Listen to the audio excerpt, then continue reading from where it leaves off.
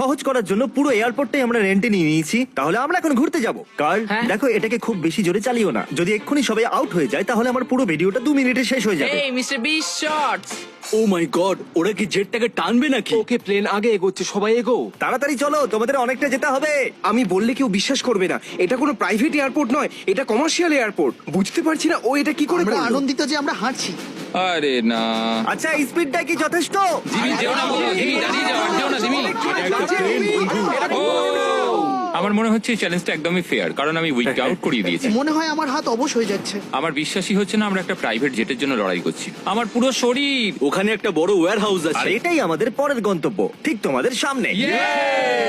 চ্যালেঞ্জে 2 ঘন্টা হওয়ার পর বয়েজদের একটা বাথরুম ব্রেকের প্রয়োজন ছিল। জানো এখানে বাথরুম কি করে যায়? হ্যাঁ, বলো কি করে? এক্ষুনি দেখাচ্ছি। এবারে আমি আপনাদের নিজেদের বাথরুম দেখাচ্ছি।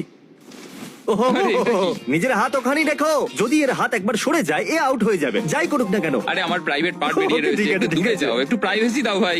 আরে বাকেটটাকে সরালো। আরে ভাই, আমাকে ক্ষমা করে দাও। এখানে কিচ্ছু ফেক হয় না। আমার এর হাতের একটা ক্লিন ক্যামেরা শট চাই। এই পুরো চ্যালেঞ্জটার জন্য একটা পুরো আর্মি